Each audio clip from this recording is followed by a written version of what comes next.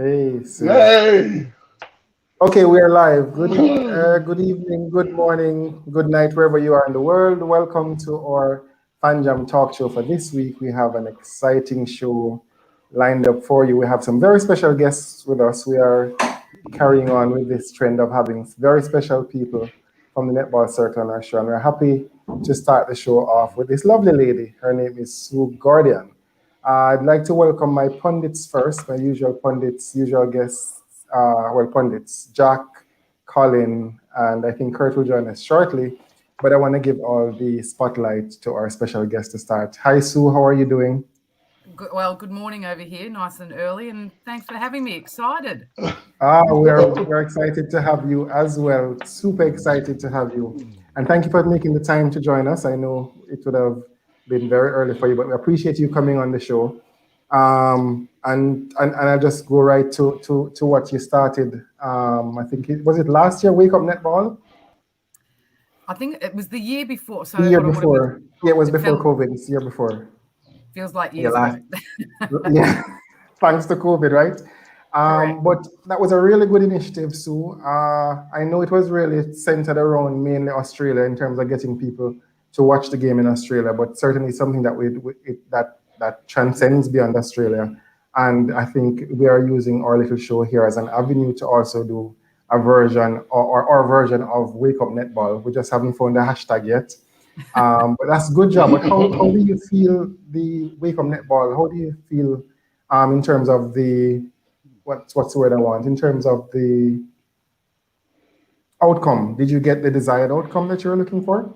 Yeah, I think in that first year, Sean, we did, and to understand where Wake Up Netball came from me personally was just out of a sense of frustration.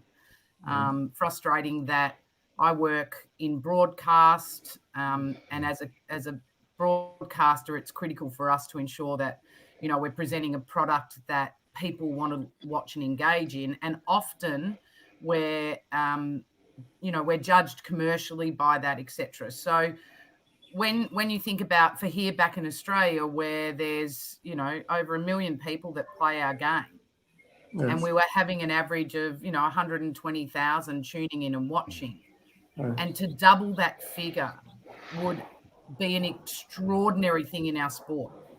And it was like it was difficult to do, and I was just frustrated to say that we talk so often about wanting to broadcast further to a wider audience when in fact we've got enough people playing the game that should be our immediate audience. And if we could Yes. actually convert and engage those people to be not just players of the sport, but fans of the sport, we'd be in a completely different place. So for me, that was the fundamental message behind Wake Up Netball. And I guess in terms of outcome, we've still got a long way to go. I think we've got better, but we're still not maximising our market. Right, right. And like I said, I think it's a very good initiative, and just kudos to the team at FanJam as well for bringing this initiative forward in terms of this talk show to discuss netball and the sport that we love. I mean, from this show only, because of the fantasy leagues around this show as well, you have more people invested in the competitions, and they're now able to see the names of the players. Doesn't matter which country they're from. So it's not just calling about Johnny Gill or Romelda or Shamira from our region, but it's now calling the Sarah Clows, the all of those players, the Tippets, all of that, and that's good. So it means that there's a buy-in as well, without even consciously doing it. We are getting more persons invested in the great sport of netball. I wanted to move swiftly to just to talk about. So I have been fortunately exposed to the training training at the Firebirds from my travel to Australia, and I noticed the first time I saw it was at the Firebirds training that they were using GPS in their training sessions, and I was fascinated by it. It is still something that's, I'm sure, foreign to most of our viewers who will tune in tonight or tune in whenever to watch the show. But I just want to tell us, for us on this side, probably Colin and Jack might be a little bit more accustomed to the GPS tracking the ladies wear, but I want you to tell us the purpose of it and the data that you get from it, that is collected from it as a performance manager, and the benefits of having such a technology? Yeah, so I think first and foremost, it's a sign of how far the professionalism of netball has come. You know, that we don't just turn up to training, look at a bit of paper that the coach has drawn some drills and skills on, and then just go out and do it. The work that goes behind formulating a 2-hour training session is quite extraordinary and significant. And, you know, every club over here would have a strength and conditioning department.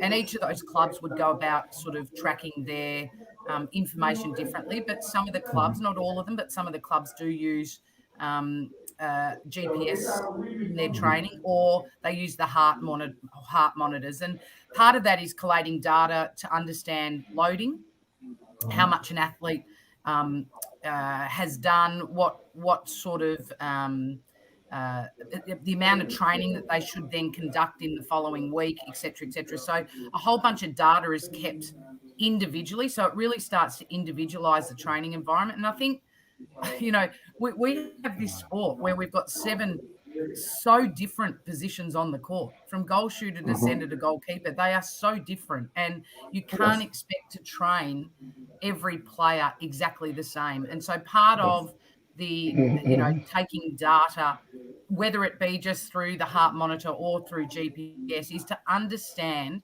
how to get better at training the specific positions of the game.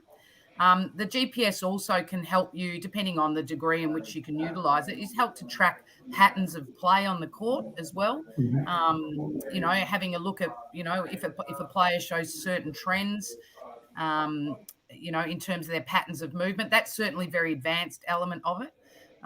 But it all comes down, really, ultimately, there's so much that you can do with this sort of stuff, that you have to be very, very specific when you start to use this sort of technology to know why you're using it.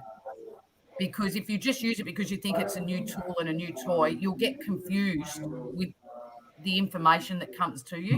So you have to make sure that your program is Yes. set up and that you know exactly what you're looking for. And then these toys can be used, I guess, to help you understand that information even more. So, Yeah. yeah, it's Yeah. certainly used in a lot of sports over here, but netball's sort of now just entering into that area as well. Yeah, and just from I mean, this is just my opinion. We had Norma Plummer on one of our shows. She was not a show. She was in a coach's Q&A with us, and she said back in the day Jamaica would we just come together for 2 weeks,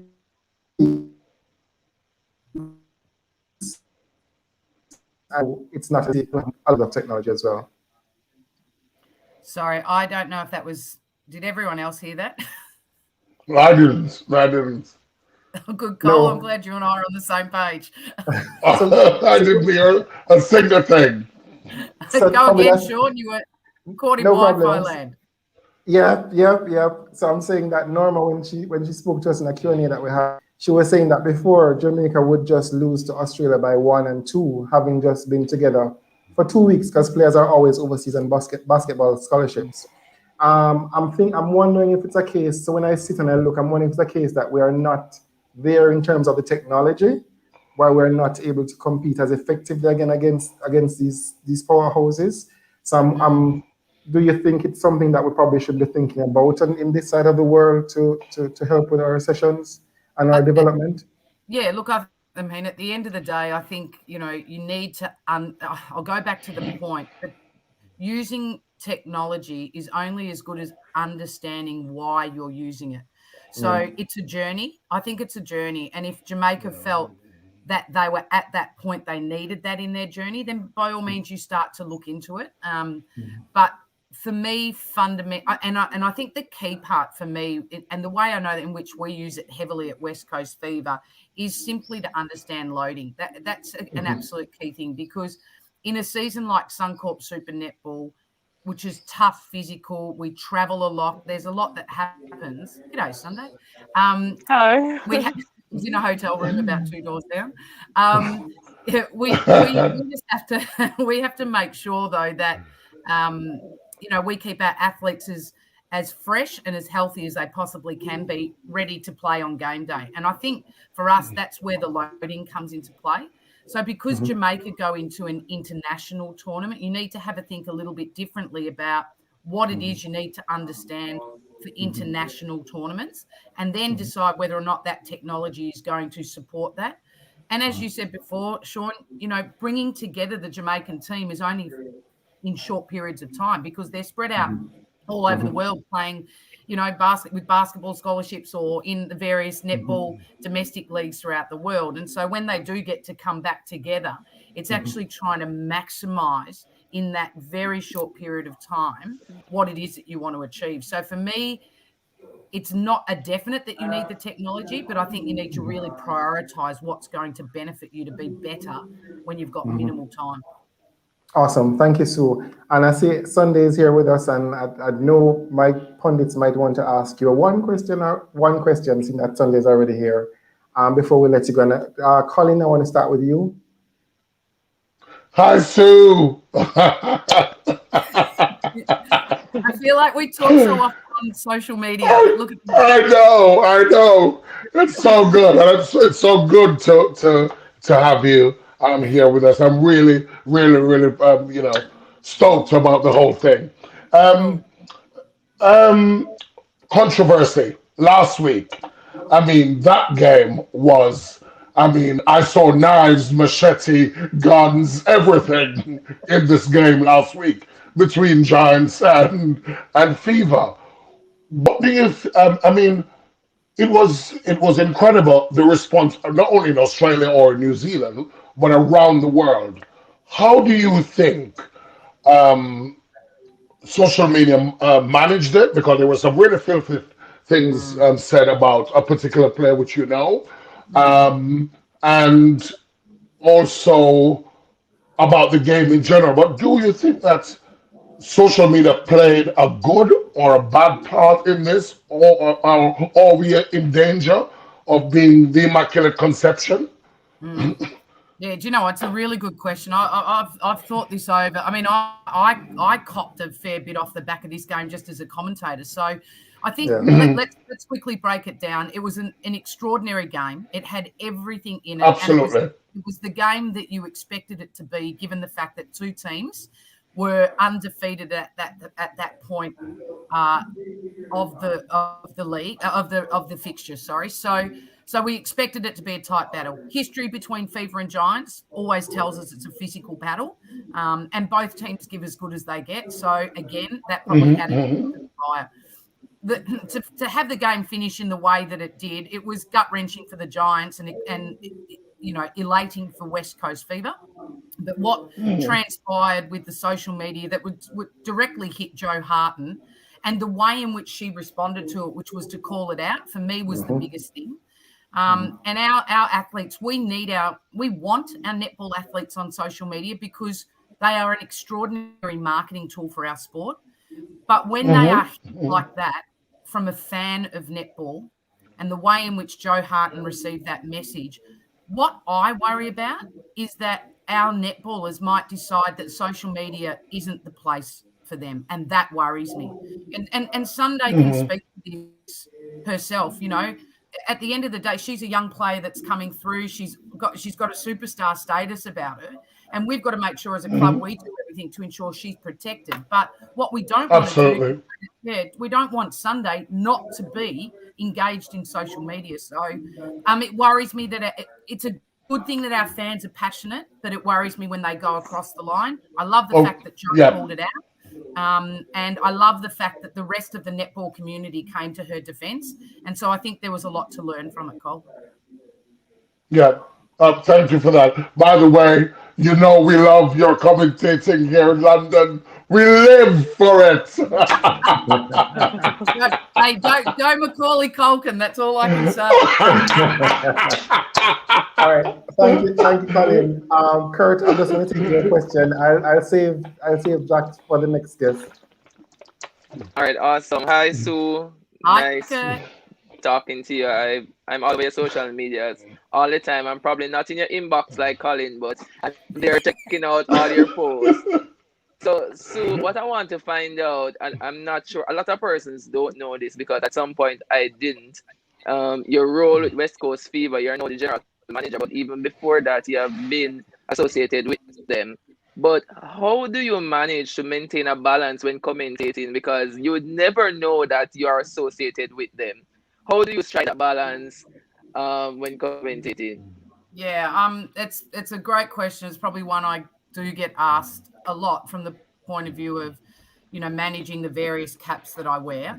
I've been commentating for 13 years now. It's my absolute passion. I don't know how it came about being my passion, but it just did. But, do you know when I put the mic in my hand or I put the headphones on my head, it's like I transform into a marketer of the game. I'm so passionate about the game. I love West Coast Fever, and people know that, and I don't shy away from that. But I use the right time to express that. And I think when I'm employed by Channel 9 and I'm a commentator, my job is to entertain. My job is to promote the game, and that doesn't come with that comes with honesty.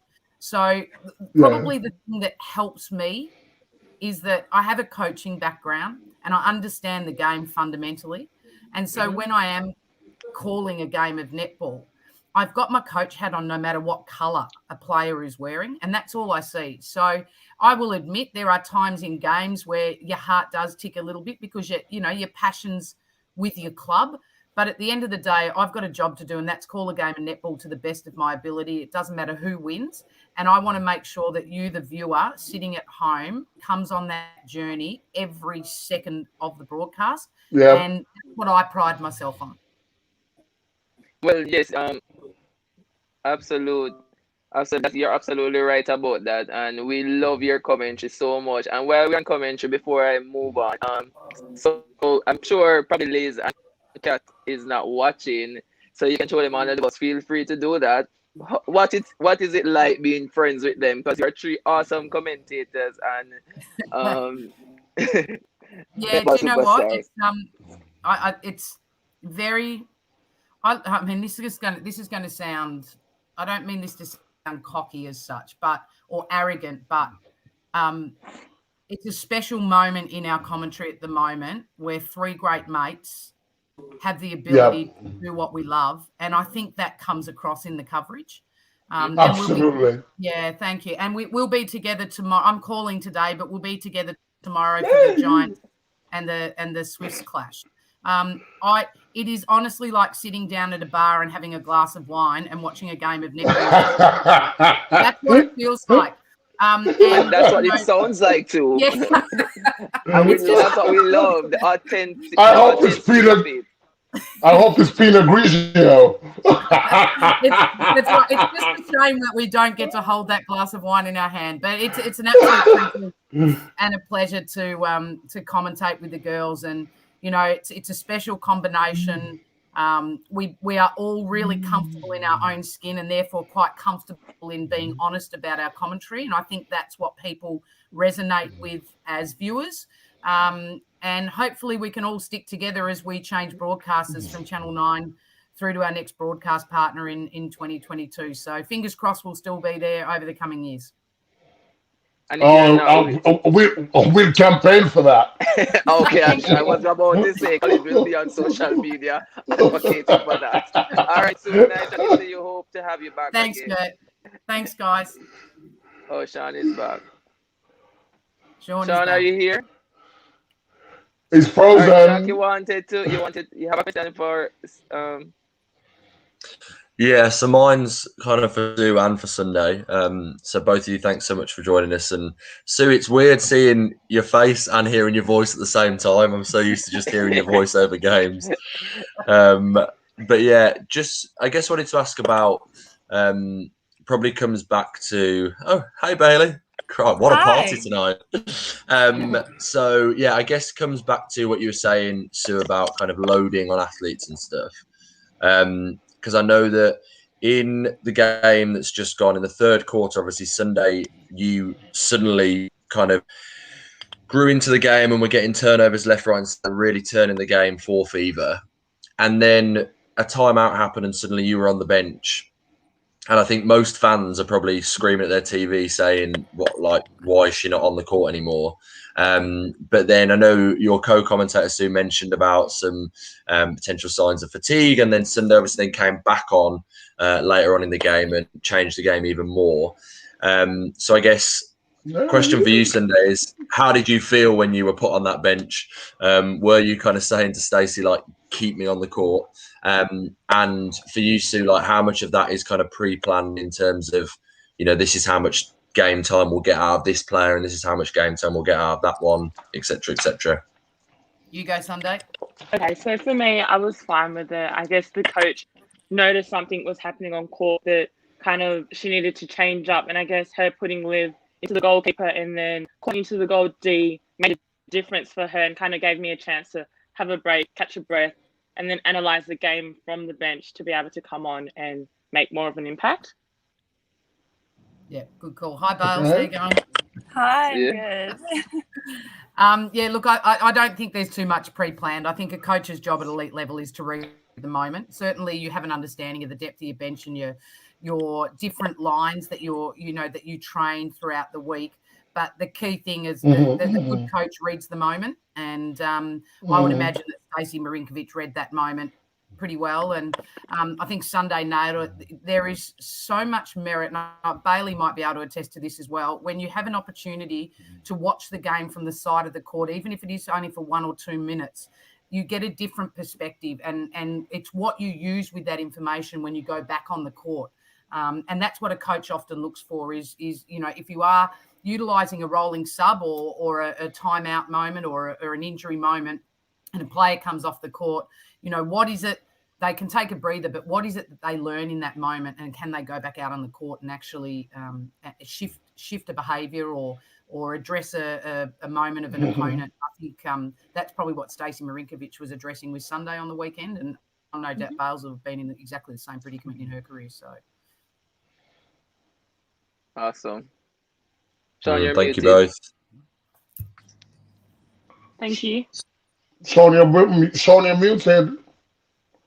I think Sean is gone. I think he's frozen. All right, so let's just continue. So Sunday, hi, how you doing? Superstar of the game. We absolutely love watching you.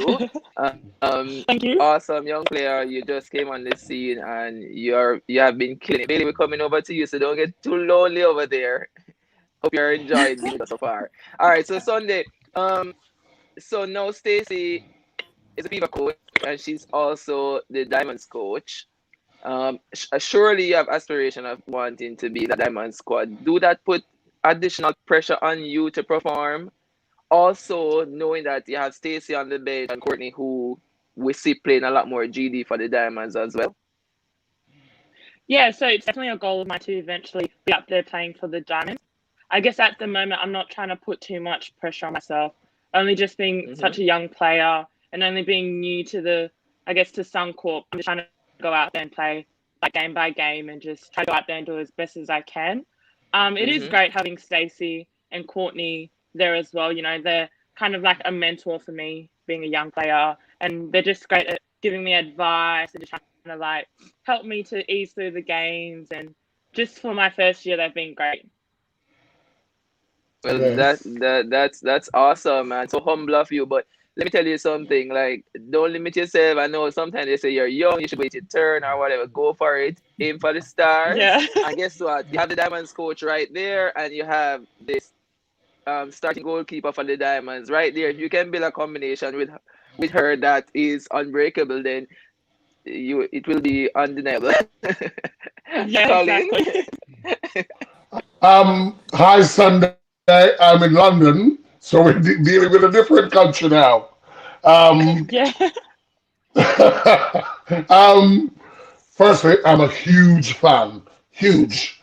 And when I saw you first, I thought on the under 21, I was hoping to see you in the under 21s, but that didn't happen at all, which was a shame. But tell us, I mean, I know there's been a lot of interest in you as a player, So tell us a little bit about off court. I know you've got a sister that plays. Is it Ruth that Yeah, plays? so I've got two Yes. sisters. Yes. Okay. And Yeah, so one is a goal attack, and one is a what's the other one? a defender, goal, defense, and goalkeeper. Okay. So tell us Yeah. about that. Okay, yeah. Tell us So about. I started playing netball when I was 12 years old.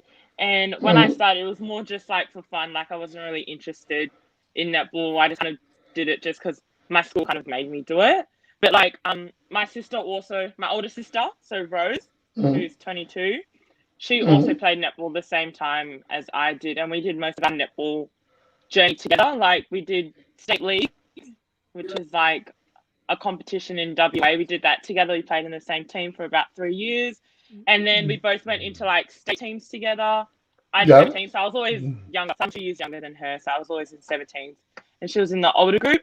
And we kind of just always were like together, you know, we always went to training together. We were always like in the same environment together. But then she eventually stopped playing netball once 19s, once she got too old for it.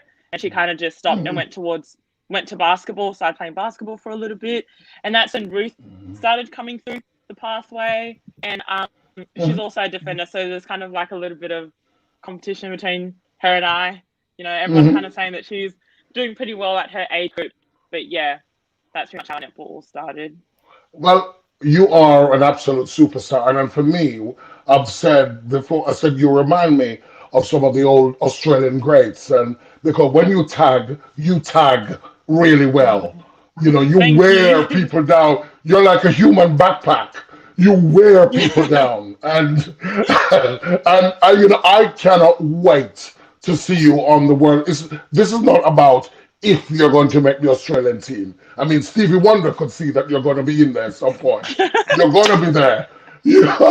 So let me tell you, we can't wait. In the Northern Hemisphere, we are literally jumping to see you out there. Go well, go hard, and we love you up here. Okay? Thank you so much. That was amazing. Thank you. I'm going to say goodbye, everyone, too. Hand you over to Bailey. Yep. Okay. Yep. Okay, Bye, Sue. See you guys. See you soon. Bye. Bye. Hi, Bailey. How are you doing? Hi, I'm good, thank you.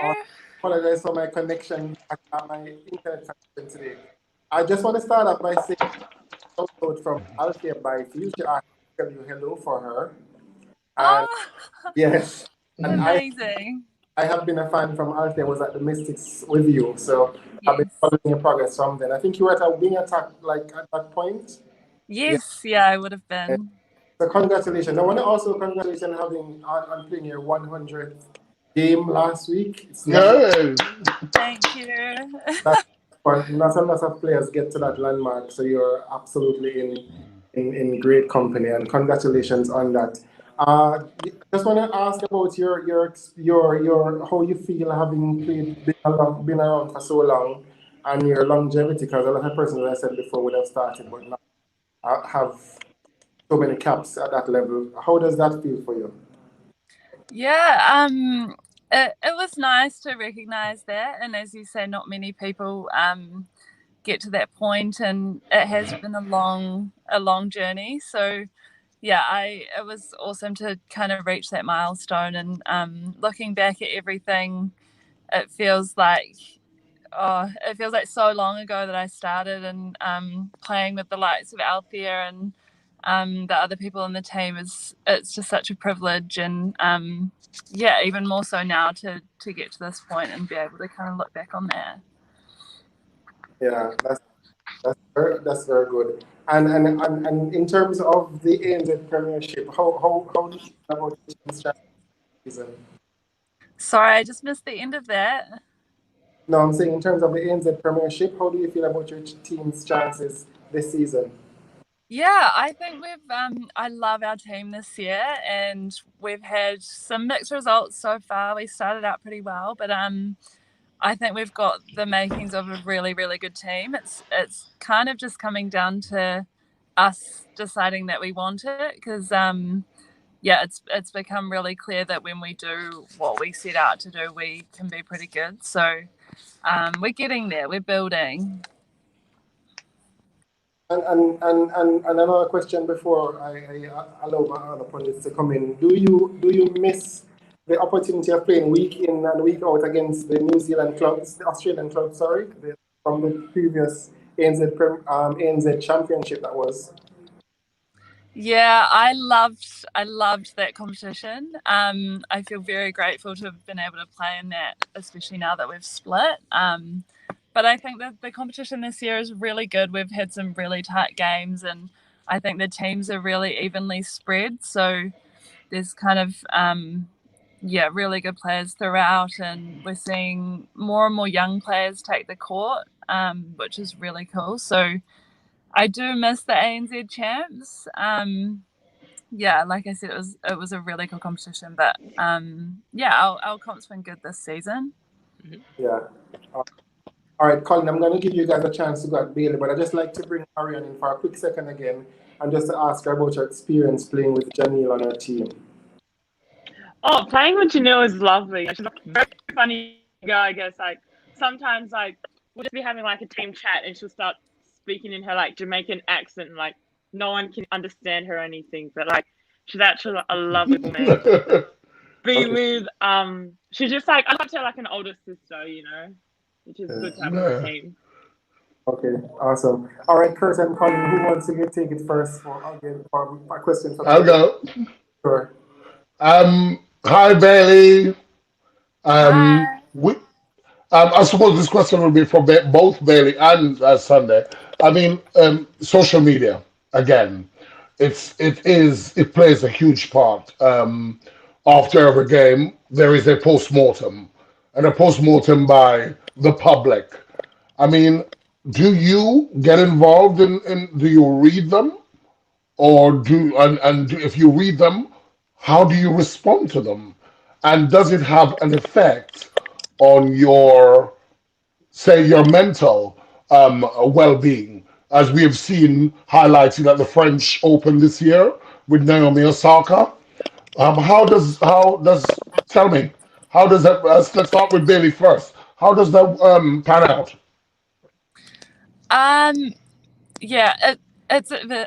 It's become a massive part of being an athlete, and I don't think it is at the best point it could be. I think that it's really, really tough as an athlete, and you get massively scrutinized. In my experience, regardless of whether I'm playing well or not, it's there, and I don't look at any kind of social media comments or anything just because I know it's not helpful to my mental health or my game or anything. So I guess everyone deals with it differently, and I completely respect and agree with what Naomi's done, and I think that probably could have been handled a lot better. And I mean, it is part of being an athlete, and your engagement with fans and the media is really important, but there is a time where you might just need to step back, and I think there can be a bit more collaboration in terms of, you know, making sure that the athlete as a person is okay first. Yeah. Sunday? Yeah, so for myself, I try to stay off social media, especially after a game, just because I know that after a game is usually when it's at its worst. But, like, I guess there is times where it is a good place, and that people do say nice comments, but, like, there's more bad than good. And I guess for myself, I've always had, like, a fear of, like, media and having to, like, come out here and, like, talk a lot. But, like, I guess, like, I am getting better at it with the exposure to it. But, like, using social media for a good, I guess, like, to advertise for the club and stuff is what, you know, I try to do as much as possible. But, like, other than that, looking at comments and stuff it's probably not the best for, like, our mental health. So just trying to stay away from the bad side is the best that we could do. Well, I think the best way to deal with it is the way Venus Williams. I don't know if you've seen Venus Williams' response. She said most of the people writing will never play like me or can play like me or will never play like me in their lifetime. That's a great way to look at it. So you won't light a candle in me at all Yeah, you because take you the can't play like positives. me. Absolutely. So don't let them, they can't do what you do. They can't tag like you do. They can't elevate and shoot like you do, Bailey. So don't let them rent space inside here. And that's it. I mean, if they don't rent space, they're nothing. So, Exactly. yeah, just keep doing Absolutely. what you're doing. There are people out there that do love both of your work and just keep doing what you're doing. The Northern Hemisphere is rooting for you all. Much love. Yeah. Thank you, Colin. Awesome, Colin. Awesome. All right, so Bailey, let me start with you first because I'm an absolute fan. Of course, I've been watching you from the days that Altia were there as well, and I just love the way how physically strong you are. And I mean, sometimes I feel for you because sometimes when I watch you play, I can see that you're not always as confident to go to the post. And I'm a shooter, and I've been there. I've had my moments when I feel that, like there's so much pressure to take a shot or whatever. But it's just one of those things that you just have to get over with and just move on. But I want to ask you now because coming off that topic, and there's a lot of pressure. I want to find out if there's any additional pressure on you now to perform in light of the fact that Amelia Rand is now pregnant and then the starting goal attack bid for the Silver Ferns is up for grabs. I think I don't feel any extra pressure now that Mills is pregnant and out for a bit. There's obviously a bit of a gap there, and I think if you look across New Zealand at the moment, we're probably lacking a bit of depth in the shooting end. I think there are some awesome players coming through.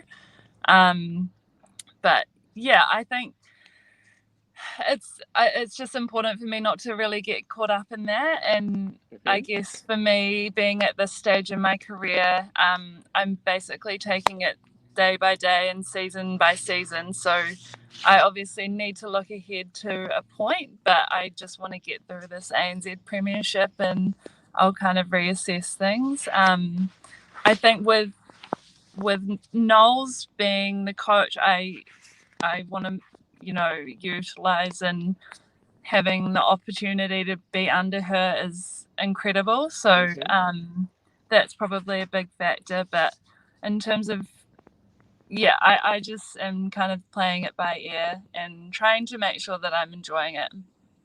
Yeah, don't worry about it. You should be fine if you continue doing what you're doing. Do you have a preference before I let you go? Do you have a preference for positions, goal attack versus goal shoots? I don't really. I'm playing mostly goal attack, but I basically will go wherever I'm put now because at World Cup I was purely goal shoot and wing attack, and then that's changed a little bit over the last few years. And then in Mystics I'm a goal attack, so I don't really have a preference. I really am enjoying goal attack and being out and running around in the middle third. Goal shoot is pretty physical, and I think that kind of style's changed a little bit for me. But surely you can manage. I have to run away from the goal kicks now. There's no point trying to muscle up. But no, I don't really mind. All right. So we like to involve our fans in discussion, and I have a question here from Uncle. He's asking Sunday, who is the hardest person you've ever marked in SSL? Oh, okay. So let's see. I find it, well, it's not a certain person, but I kind of find it more difficult marking on someone smaller than me, only because I can't really see them in my preferable, whatever that vision. I can't really see them. That's okay. Yeah, that's I can't really see them in my vision, so it's kind of like my head's kind of moving a bit more. So it's always playing on someone like a lot smaller than me. I always find difficult. Okay. Checking if we have any more questions from the fans. I'm not seeing any just now. Maybe Alright, ladies. Sunday could ask Bailey a question. Potential GD for Australia versus the potential New Zealand goal attack in the next Okay. cycle.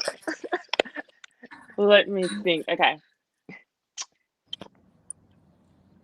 Was it always a goal of yours to play for the Silver Ferns? I think for me, I had a bit of an interesting entry into international netball. So Silver Ferns wasn't even on my radar because I hadn't had any game time in the ANZ Champs. I'd been in the team for 3 years and I barely had even played a full game. So I was just trying to get on court for my franchise and then got a trial for the Ferns. So that was the first time it was kind of sparked in my mind. And I don't know how still to this day, but I made it that year. And then that was pretty much the start of it. So I can't honestly say that it was like my childhood dream, but once it became a potential reality, became pretty special to me quickly. So yeah, probably a bit different to some others, but Yeah, it is quite different. All right, I have a question here from the fans for you. So this person is asking, do you rather shooting from close or from distance? And how have you found the adjustments playing in Grace Wiki? Yeah, Grace is incredible. I love watching her and I love playing with her. I like that my range has grown a bit, and I think having someone like Grace under the post ready to catch pretty much 100% of any rebounds is amazing. So yeah, I definitely have been enjoying playing with her. Awesome. All right, I just want to say thank you to both ladies for coming on. We really appreciate the time. Busy day time for you and the middle of the morning as well. So we appreciate you through. So we just want to say thank you both for joining us today. Thank you guys so much for having me. Bye guys, thank you. Take home the title, Bailey. Thank you. Say hello to Rob. Sorry? Say hello to Rob for us as well. I will. Yes, I will. He's been amazing. Awesome. All right. Take care. Take care. See ya. Bye. All right. Colin, you're muted, Colin. You're muted, Colin. That was fun. That was interesting. That was so good. Yeah, that was and I'm sure for our viewers must be buzzing from talking to three of our sports greats. Yeah. Incredible. Yeah. All right, Colin. So we have 27 minutes, is it? 17 minutes. Let's run through the. We have 17 minutes. The producers are telling me in my ear. We're going to start with the Vitality League first. We're not even going to recap the games. We're going to talk about what is to come. We have 4 teams vying for one spot. Is it 4 teams? Am I getting it right? Well, technically. Technically, but there's only one team really, and it's in their hands, and I'm rooting for them. You're rooting for the Rhinos, I'm going to guess. Absolutely. Okay. I'm riding the Rhinos all the way. Okay, so Kurt, who can spoil the Rhinos' chance now? Well, it would have, at this point, with Wasp losing their last game, it would have to be the Mavericks, if anybody. But Mavericks, they have a hard road ahead with Team Bat coming up. But they have done it before, so they were the first team to beat Team Bat. So they have done it once. And if they get Bat is past going to Team want to Bat, take them. if they get past Team Bat, then they'll make the top 4. What about Siren's chances? They have it's and Thunder left. Right, you know what? They have Dragons and Thunder left. So they're on 29 points at the moment, and they have 2 games. So that would bring them up to, what, 35? Yes. Yeah, I don't think 35 would be sufficient to get them through. So, and they have Thunder, which will be an uphill battle for them. They'll compete well, I'm sure, but yeah, it's So you're saying 35 is not enough? no, I don't think 35 will be enough. Okay.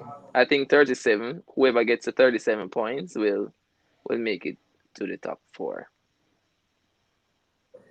Help me out, Kurt, because Rhinos have 2 games. So the maximum they can go is 36. Was 1 game, maximum can be 34. Mavericks would be 3. Could be 32. Help me, they have 28 points now. Listen, Sean, no matter how we work it out, no matter what sort of mathematics we're using, so 36 only is one actually team the is key going number. through. So 36 is actually the key number and not 37. Mavs can get to 37 if they win all their games. So if both Mavs and Rhinos win all their games, then Mavs would get the advantage. So Rhinos need Mavs to lose. And yeah, No, they will lose. Okay. Well, let's see how it goes. They will lose. So let's talk because let's talk about. I'm sorry, Colin. The game. What would you call the game last week? An upset with the Wasps? No. I mean, it was the two for me, and I mean this might sound very harsh, but it's the two teams that are very unstructured, and I don't know if they use the weapons that they have more. I mean, Mavericks, thank God, used the weapon that they had, which was in Brittany Clark. And Brittany came on and did a very good job for a young kid under all that pressure. But did Wasp use Giselle? No. They did. Wasp used her. She did. They Too did. late. Well, Too I mean, late. this is professional league. I don't know if there's a time as too late. The score was it was just 1 goal in it when she came on. I mean, it wasn't a lot. It wasn't a lot of time, but I don't think it was too late. I mean, if Wasp really want to progress, you have to look on that goal attack position. Is Katie Harris better than Giselle Allison? No, is the answer. No, and I am a coach, and I'm saying no. But is Giselle the answer? That's the other question. Well, firstly, get some structure in the team. Give them some center pass structure. You can't just throw the ball around the court like confetti. You know? And give them some defensive structure. Don't depend on Fran Williams to ride someone to win a ball. We need an effective wing defender. It means the weapon of destruction. It means go hunt. It means bring me ball. You know what I mean? And they need that. They need a system. Look at Rhinos when they lose the ball. As soon as Rhinos lose that ball, instantaneously they get into defensive mode and they start to ride each of their player all the way to the bank. And that's so I do agree with you, Colin. Rhinos, they as a team, they probably have the best full court defense in the league. But I don't think Wasps are struggling defensively. They are one of the top defensive teams in the competition based on the stats at the moment. So they're not struggling defensively. Surely it's around their goal at position. Kurt, stats on individual stats. I'm talking about people seem to individually somebody steal 15 balls. No, we're talking as a team. As a team, I believe in a team. There's 7 players on a court. We can't use one player to do the job. Fran Williams, we can't use her to do the job, or Josie Huckle to do the job. We have 7, and that's what we talk about. All right. So yep. I'm going to make a note for this one. We're going to take it. We're going to continue the discussion backstage once the show has ended. We're going to hop across. Talk to you about that overtime win for the Stars over Tactics. All right, so for me, that was the best game of the season in the ANZ so far. It was a very, very good game, fast paced and physical at the same time. It was like a nice mixture of the Australian and the New Zealand style when I watched that game. So, and I think that made it very enjoyable for me. Um, yeah, for me, tactics, they look like they would have run away with it, but then some mistakes in the end, which I'm sure they'll correct going forward. And Stars took full advantage, and their players really, really stood up. Timu came up with some interceptions in the last quarter and in the overtime, and also Jamie Hume, she shot some really lovely shots when the defense were focusing back on Maya, sorry. So yeah, very good game. Colin, is it that Maya changed her game? What was the difference? Because she was being marked by the two Silver Ferns defenders. So, Well, listen, in New Zealand, they know her. They've got snippets of her everywhere. So they know how to work her out. so why Huh? wasn't she stopped? It's not an easy thing because she uses her body very well. It's going to be interesting to see how that translates on the international scene because as you know, the interpretations in umpiring calls differ. And I've spoken to umpires in the Northern Hemisphere who clearly says that if they had the opportunity if they were umpiring her, that would be a penalty for them. You know what I mean? So Yeah. it's interesting. It's going to be interesting to see how that translates on the international scene, and that's because we have the Commonwealth Games next year, so that's going to be very interesting. Yeah. The Mystics lost to the Steel. Any surprises there? I thought that was a big surprise. I thought Mystics would have won in a close game, but for the Steel to come through and take it, it shows resilience there. Also, the coach of Steel she's a big tactician, and she's a very smart thinker. She's almost very Norma Plummer-esque in her thinking. So she thinks very fast on her feet, and she makes those necessary adjustments when they're needed. Her name is Aryang Bloxham. Very smart woman, and she's getting the best out of her players. And also, what I've noticed from them, it seems that the environment that has been created for them, people flourish in those environments when the environment is good, and I think they may have a very good environment. Awesome. The table is pretty wide open. I think Magic is the only one off the pulse just now, but everybody still within a chance. So the table is still the early days for that particular competition in terms of how the teams are lining up in terms of for the standing, the point standings. We're going to go across to the Suncorp. It was a stressful week. It was very stressing for me this week. Very stressing. I'm going to start with Colin. I'm going to start with the Firebirds and the Vixens. Yeah, I feel the same. You know, there was a lot of things I liked about the game, and there was a lot of things I didn't like about the game. One, that's the thing that I loved about the game was the reemergence of the introduction of this new superstar, Ronnie Samuson. And what I loved about her was her fearlessness, slightly overconfident, and not in a bad way. Not in a bad way. It's like she's been waiting for this opportunity to grab it by the neck and squeeze the hell out of it. But then that's the type of players Australia produces. And that is in their bag, was in their bag waiting. I'm annoyed on the other hand with Firebirds. Because yet again, another game has gone because crucial players who shouldn't be making those mistakes or shouldn't be making those errors, made a crucial error. I mean, that last ball, they should have gone straight into Romelda. Romelda was holding beautifully.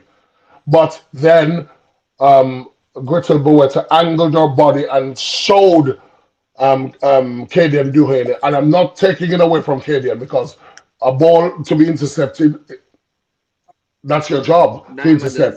dozen. And that's our bread and butter. By the way, Kadian Duhaney had a fantastic outing that day. Absolutely. A fantastic, Yes. but I felt Firebirds made crucial errors. Megan Anderson, why she readjusting the team in the fourth quarter, especially, and you can see it's knocking the confidence out of the team. That I'm needs to not. change. You both, Sean is stressed and you held your head, Colin, but I'm not feeling that. I'm not feeling that way about the Firebirds. This is what I've come to expect of them these days. That's why I directed the question to Colin. And I'm here to ensure that you don't bypass me with this. But again, I am still concerned about the decisions being made by the coach. And there's something about this game. And what Romela did something outside of her box. She took two super shots back to back. And to me, that said to me that Romelda is not done. She's a superstar player and she cannot be denied. Romelda, we spoke with Lenny's last week and we spoke about wanting more court time. And Romelda recognized that she's been coming off in the super shot period. So I'm sure she said to herself, if I'm to stay on court, I probably need to be putting up those super shots. And for the first time, she did two super shots back to back and they were successful. However, right after the second one, she was on the bench with seconds to go in the first quarter. Like, to me, those kind of things messes with the confidence of players, and I'm not sure what Megan is doing, but um, it's not right, and surely that's stirring up something in the camp. And last thing, Well, for me, Boeta is a superstar. Yes, she's a superstar, but she's not the answer for Firebirds. And if they keep her on court, they'll continue to lose. She's in the top five for turnovers in the league. And as you said, Romela was wide open and she threw a cross court.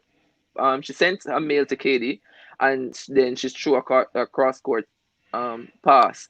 To me, Firebirds need to use Boeta as an impact player, keep Tipper down on, and use yeah, Boeta as an impact player. I agree. That last bit, I definitely agree there. Tipper Dewan needs to have more court time. Last season, when Boeta was away, Dewan did a superb job. Why not continue on that realm? And also, I feel Firebird have lost something defensively as well. Because Huh? Rosie's Now you remember, Sean. Let's before we move on. You remember, Sean, some time ago, in a couple shows ago, well, quite some time ago, we spoke about the difference of with different coaches. So coaches coach what they know. Rosalie was what? A defender. And Rosie taught them to read. And reading is what? Fundamental. And that's what she did. This season, I feel the two defenders are off key, and the whole court defense. Firebird used to be the one that suffocates people, and it just doesn't feel that way. And Megan was a very smart and crafty player, but she spent a lot of time on the bench. So I'm not sure if that's something she don't want for her players. producer in that you're running the time. I'm going to come to you about your team now, the Magpies, and their game that they lost to the Swifts. Well, they shouldn't have lost. Let's start there. Touch his pearls. And as the coach said, they have the ability to beat any team in the competition. And for most of that game, and chances are if it was a 1 point only game, they would have competed for longer. But they had the Swifts, but they didn't put their foot on the throttle and run away with that game. But credit to the Swifts as well. They started out shaky, but they realized, and kudos to Bryony because she made changes that were impactful. Kudos to her because she made a change in that wing attack position, bringing Taylor Fraser on, who was, I mean, she was very impressive for them, and that turned the game around. Sam Wallace again had an awesome game. The Magpies didn't find an answer for her, and that's where I thought they lost the game. Yeah, and Colin, the last, I'm coming to you to wrap up. I want to talk uh, Tamira's game, the Thunderbirds and who they played? The Lightning. Sunshine Coast Lightning. Mm-hmm. Yeah, That was a very close game. yeah. That was a very close game. And you know what? You know what? I I saw. Okay, I saw a comment from one of our guests that came on recently and said something about the tactics used by the Tanya Obbs and stuff. And I thought that was very unfair. And I tell you why. It's a young team from Thunderbirds, and they may not get there today. They may not get there tomorrow, but they will get there in the future if they stay together and they're building. And I think the work that Tanya Obbs have done from where Thunderbirds were before and the work that Tanya Obbs have done, I think she's done a sensational job with them. She's done and they're not easy beats. They're of course going to lose, but they're not easy beats. They're going to make a meal of it. And I think to answer your question, where they've lost it, again, it's just at crucial times, crucial errors. And that normally comes from the center court. And that's where they've lost it. All right. Thank you so much, Colin. Thank you, gentlemen. If the producer can just allow us to look at the fantasy leagues so that our fans can see where they are in the points. Oh, I have no interest in that at all. In the standings, I'm not sure if our graphics are available. No, I don't. And thank God. No? Oh God, we have to force to show our fans where they are, just in case they're not following on social media. Well, what's his name is not here. Jack, and he's in the lead. Okay. Kurt, you have an idea as to who the leaders are? Well, let's talk Jack about is still in the league. Jack is in the lead, sorry. I'm somewhere, I'm in 9th position, but I think I'm in 2nd in this zone. Here goes. The producer is listening to us. Yes. What do we have? Can we go bigger? I can't even see where I'm at. Where's the Kestrels? Kurt, can you see? If you can see, please go ahead with the commentary. All Can you right, make so it bigger, because Jack is in 1st place at the moment. Followed closely by Stacy and Facey, and she's from. Are you guys seeing it better now? Which league is this? This is Suncorp. Okay. At least I'm in the top 10. I can't see. I'm in the top 10, and Sean, I don't think you're there. Yeah, I'm at 29. Oh my God! Who Who did you get the players from the Western Australia League? Jack. Huh? Colin is right there. I'm looking for Simone. Well, I'm in 10th. Simone is down the alley. All right, Sim. All right, producer. Let's hop across to the Vitality League. We're getting close to the business end of that league, so let's see what I'm looking at now.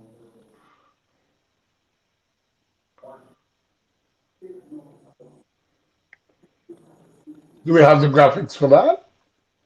I'm hoping we do. Does our budget go extend to that?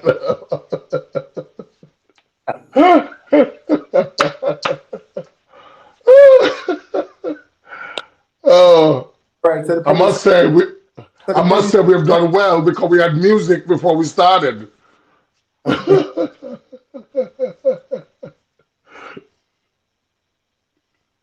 Okay.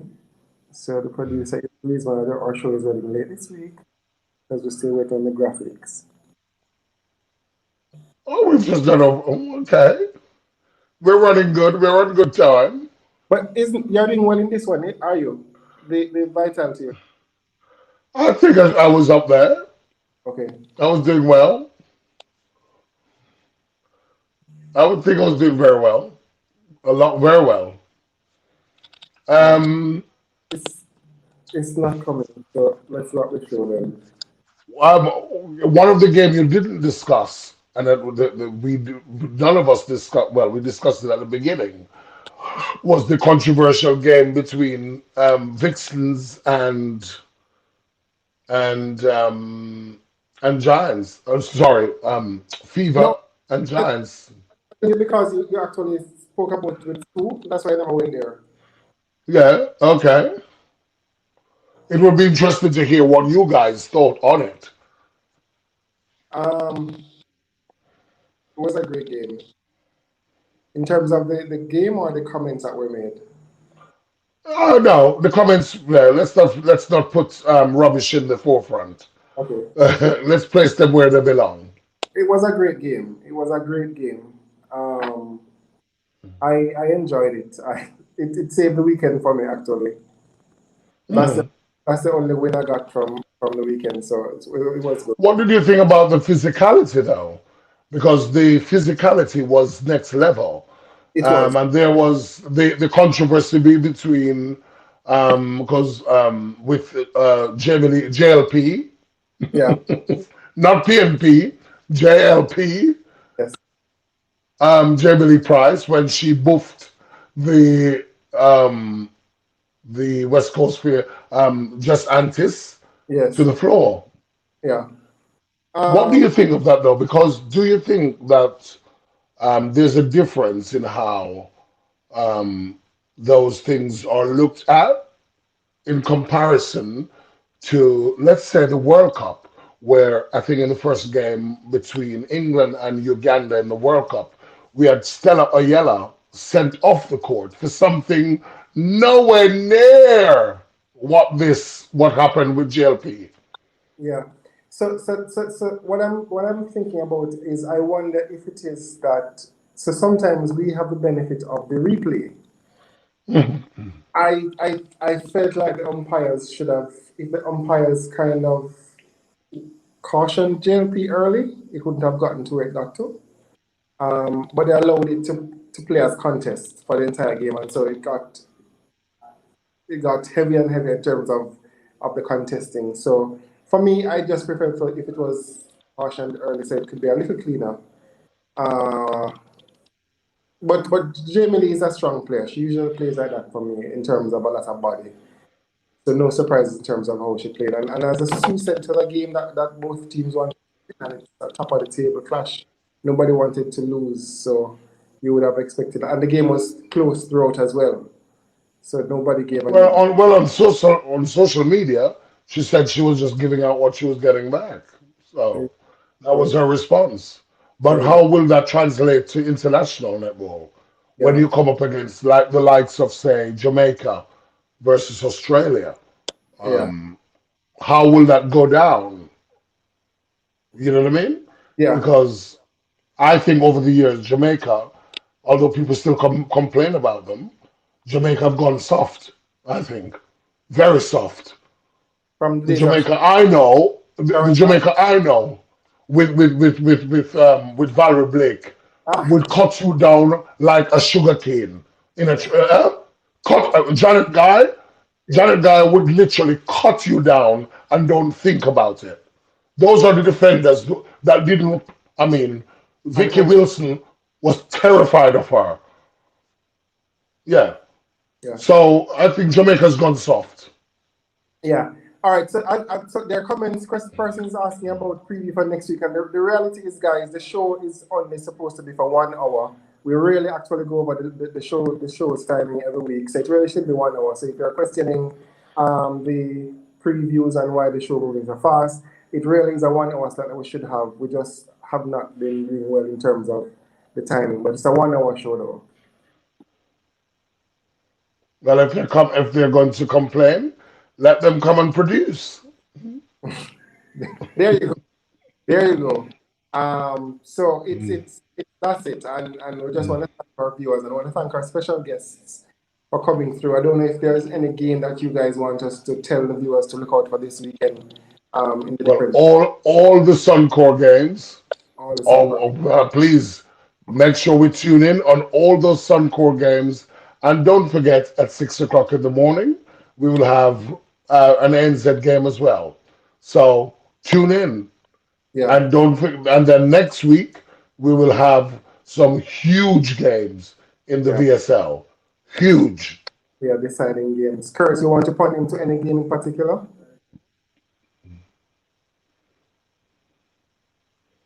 No, not as Colin said, all the Suncorp ANZ games. As much netball as we can watch everybody.